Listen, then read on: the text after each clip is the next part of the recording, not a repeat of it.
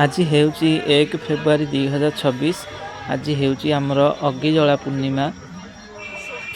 एही दिन आमर बाउंसर उपरी भागरू 3 हाथ आनी 2 खंड माटी रे पुती दिया जाए।